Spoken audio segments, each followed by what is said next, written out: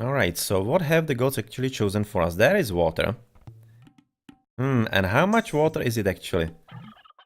It seems like I'm gonna be guessing islands in here, so close your bets. What's gonna be happening here?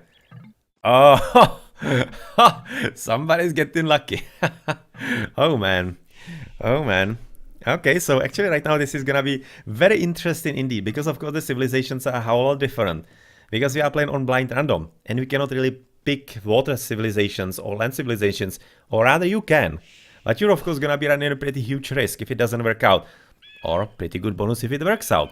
But that means that everybody's having Vikings. Yep, you can see both are having Vikings in there. Then there are Huns on the left side for NHNs, and they are going to be playing with Mayans, so that's actually a pretty good combo for islands, not bad.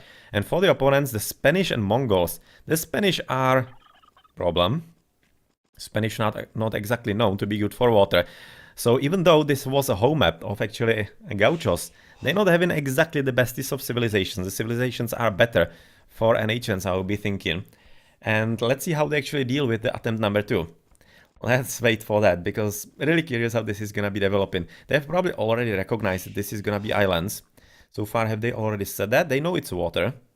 I've seen that. Yeah, right now it might be islands again. Uh-huh. Yeah, not Yucatan, most definitely. Okay.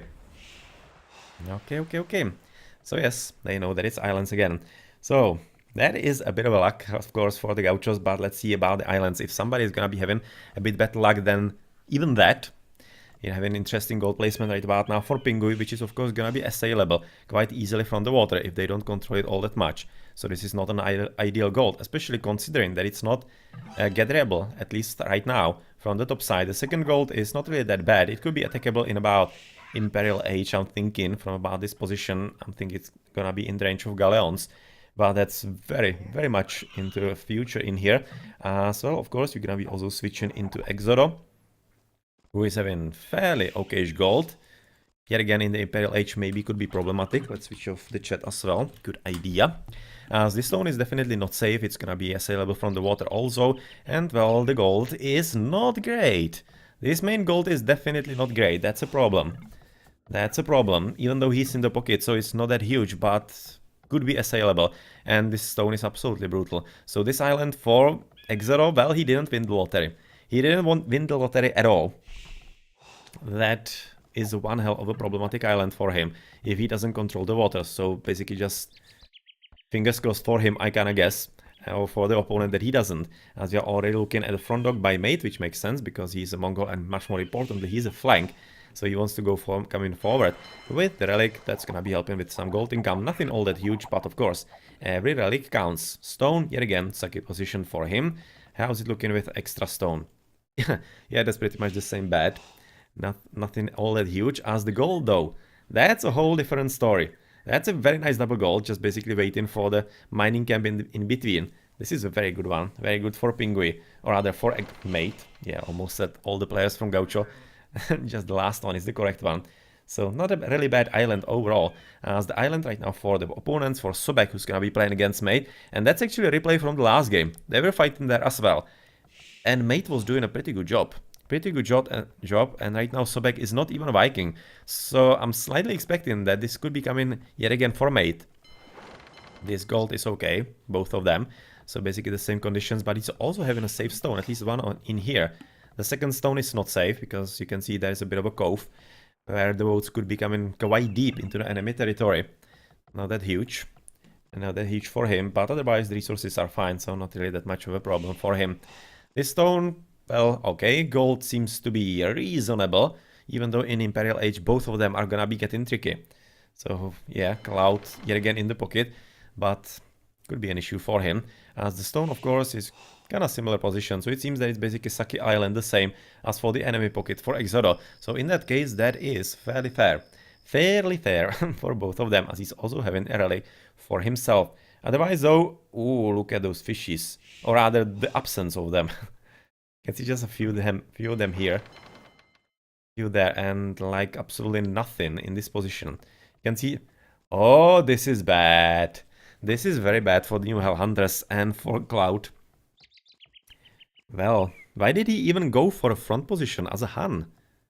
in a pocket. Like, why? Why wouldn't you actually go for a boom? I mean, he would be having like the same amount of non-fishies in there.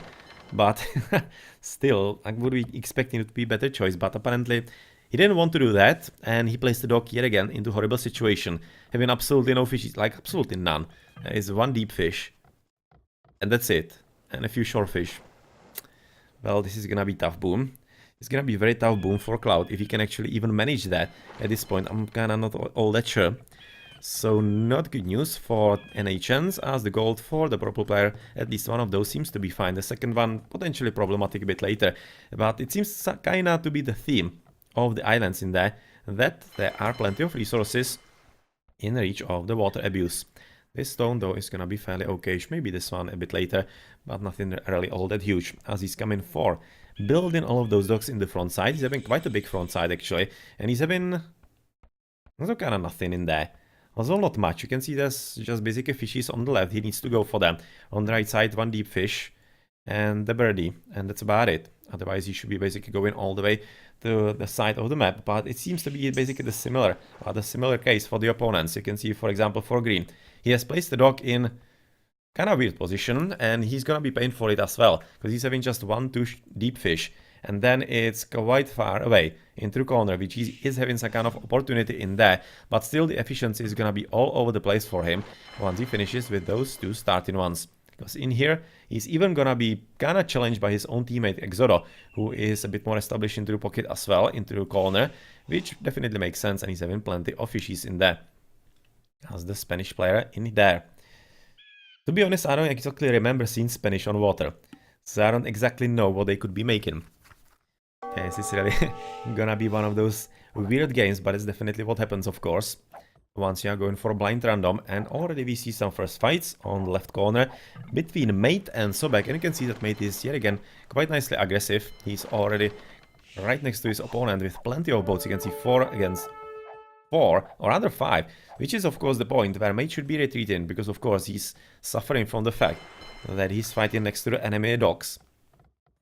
And even though he's doing what he can, he needs to be quite a bit careful, because numbers are absolutely everything in the early feudal age. Exodo just jump into castle age from the pocket position. That's definitely making plenty of sense for him.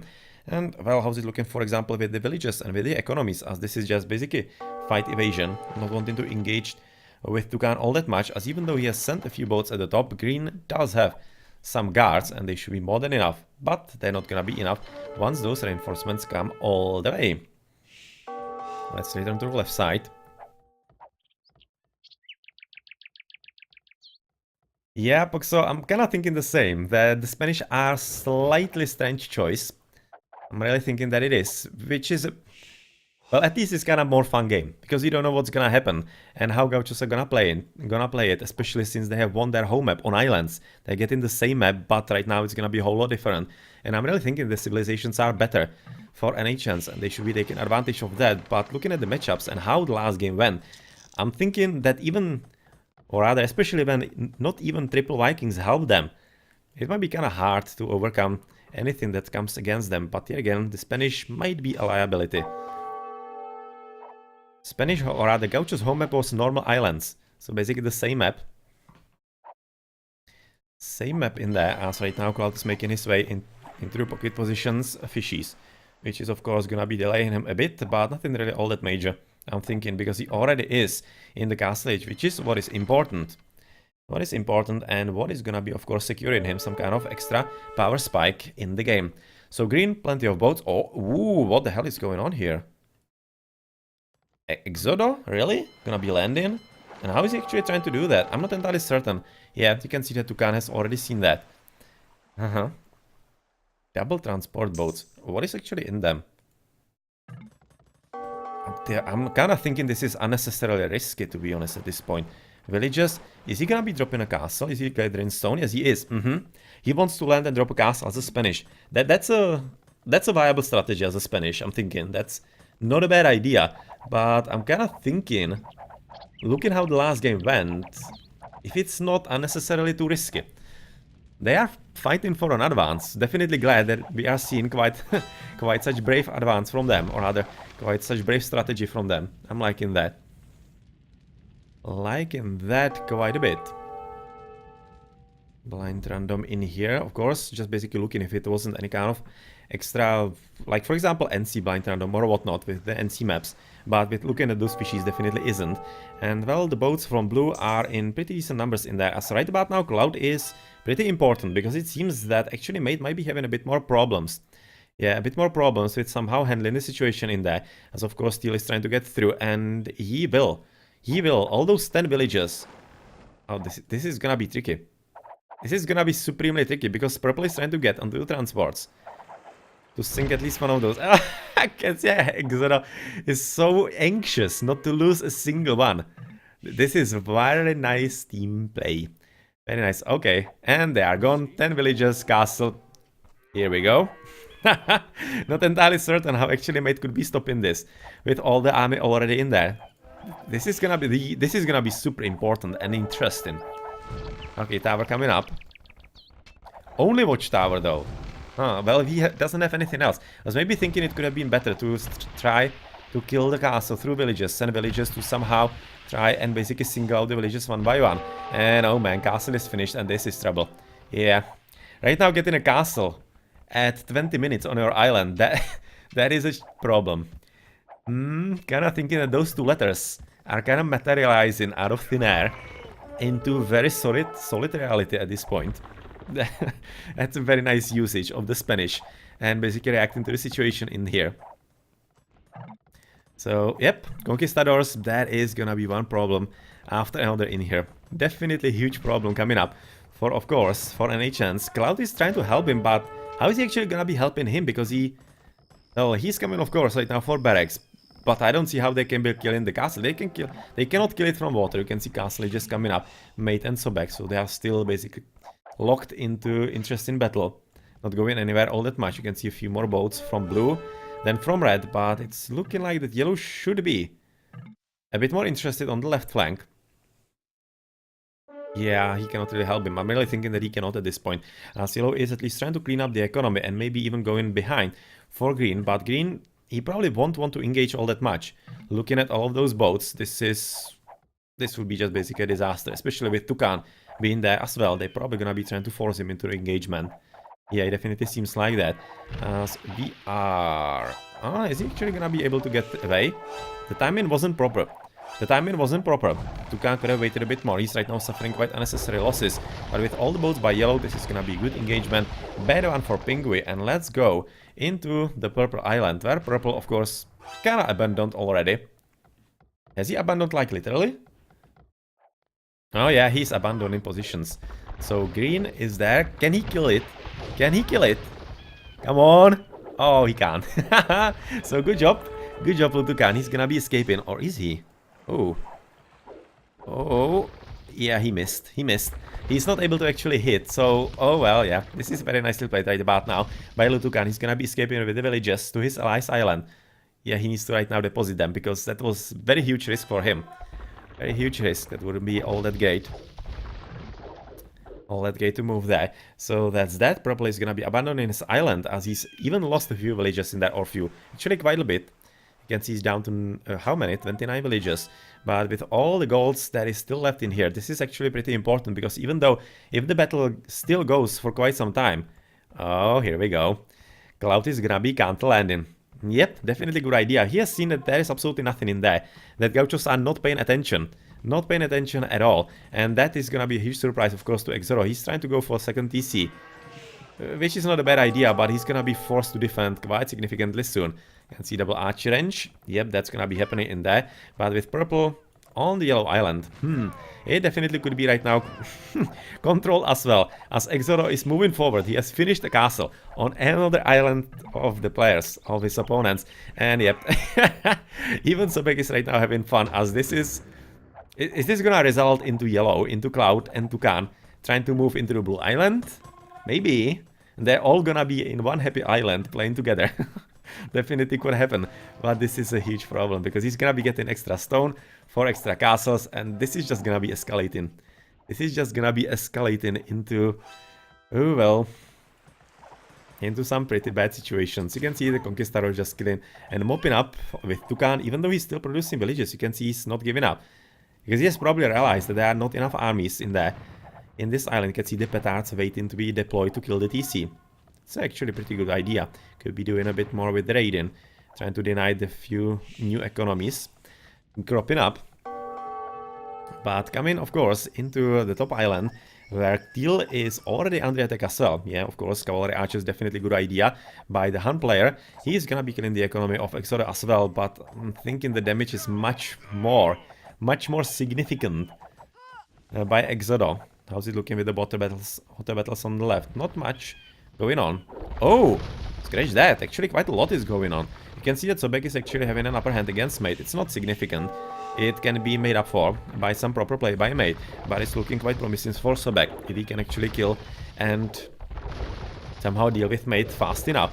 But already this problem is definitely escalating out of any kind of reasonable proportion. You can see the villagers are kind of alive, but once the castle realizes that he can actually shoot at villagers, I'm thinking he could be able to shoot here.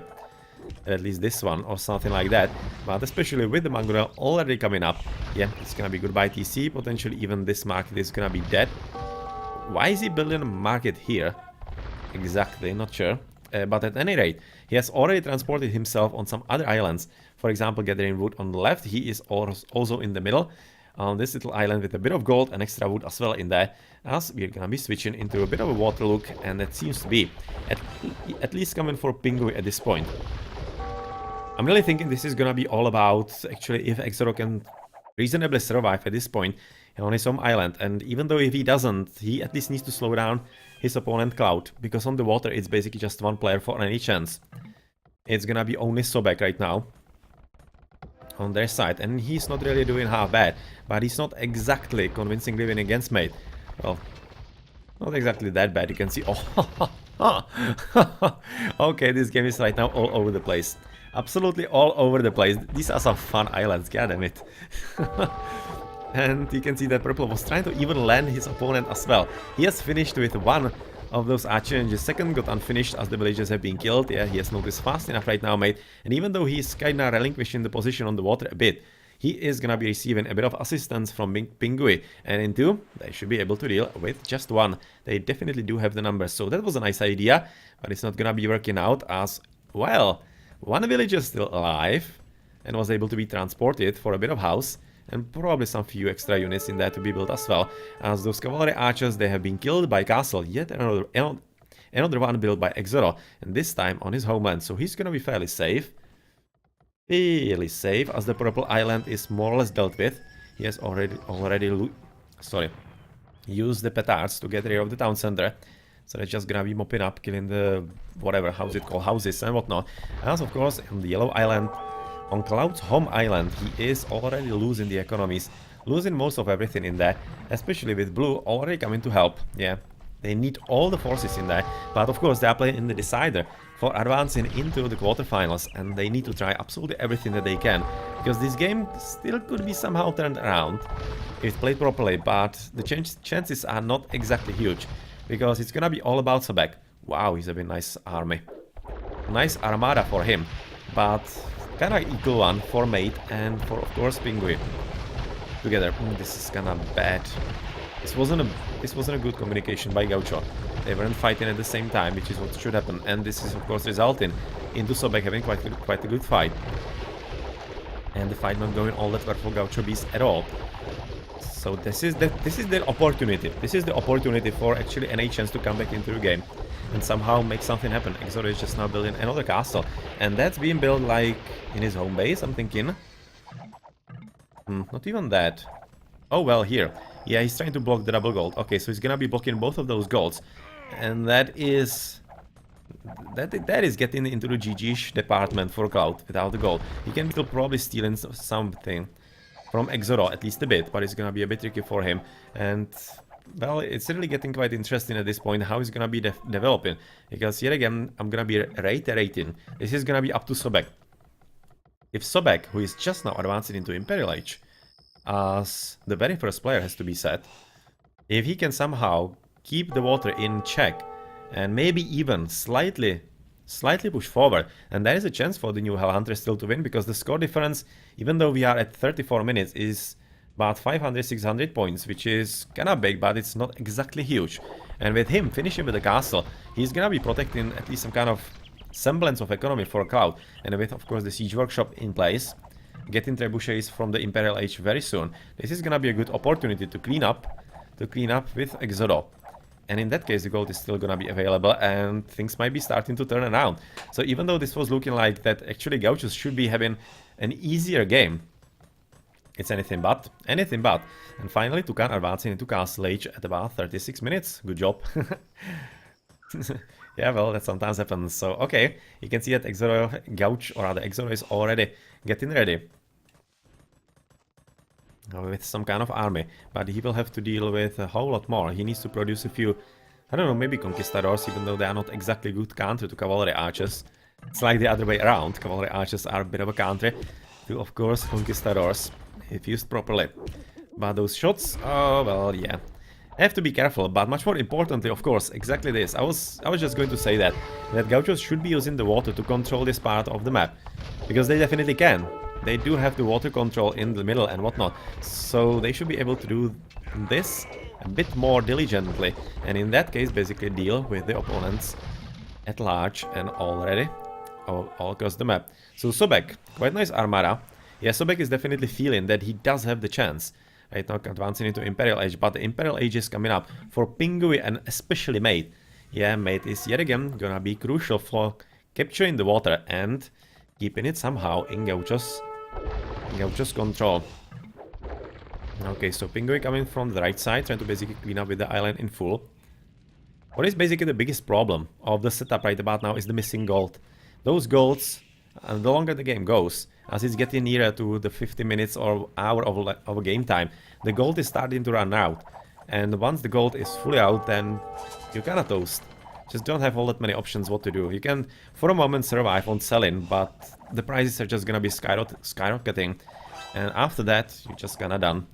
So, well, this is right now yet another castle, but this time this is for Cloud. Actually very nicely positioned.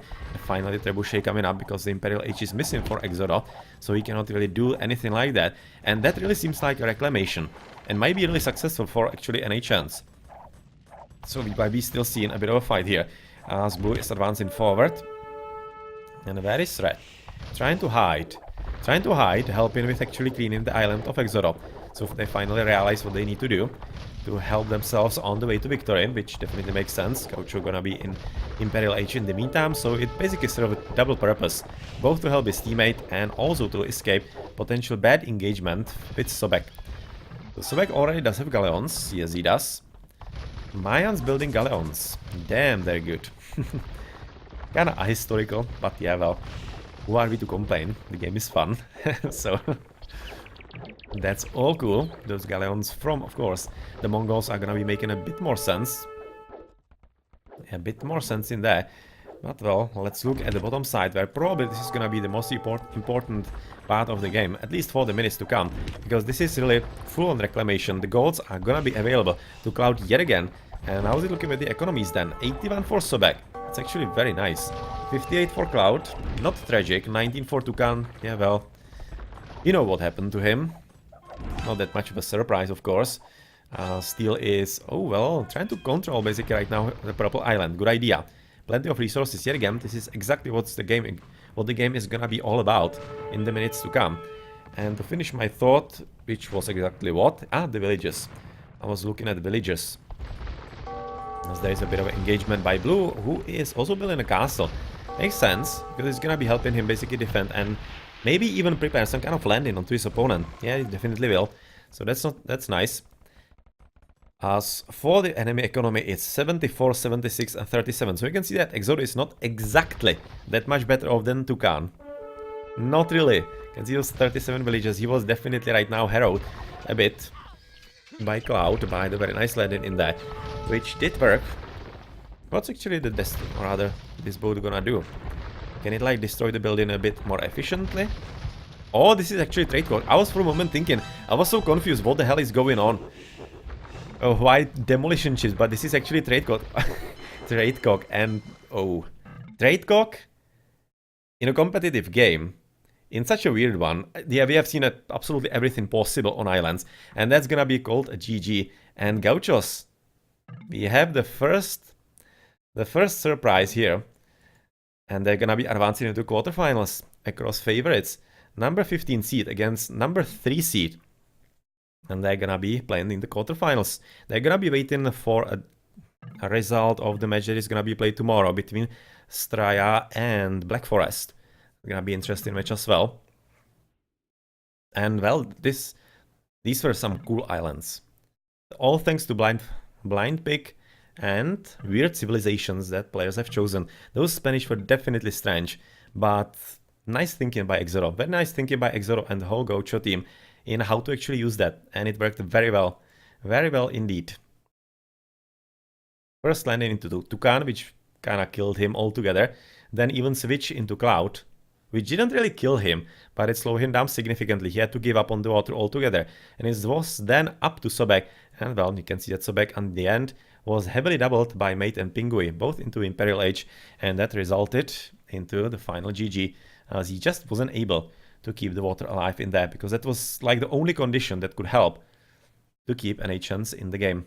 Okay, GG, and congratulations Gaucho B, and well, NHNs next season, I guess, and hopefully we're gonna be seeing you again, because you did have a nice group stage, you did advance from the first spot in your division, but playoffs are not for the faint-hearted. Everybody up to 16 is highly skilled, and everybody can play very competently. This is why it's the best of the best, and why RTS League is the place to crown the best clan in the community, because we are hosting the best clans in the community. It's quite simple in there. So Pingui has the high score. He was having a very nice fast castle this time around, but just basically was won by the whole strategy. The landing by Exoro protected by Pingui all the way at the very start. I'm kind of questioning if maybe Tucan could have stopped it, if he sent villagers to try to kill the castle and basically single out the villagers, like one villager against one villager, to slow it down that way. Maybe it could have worked, but it would have been always tricky, so it's a maybe. Didn't happen, and the result is as it is. Yeah, trade profit on islands, Pingui with trade cocks. That was another supremely interesting thing. So we have really seen all kinds of weird stuff on these islands. All kinds of weird stuff. Memorable islands, most definitely. Well then, GG.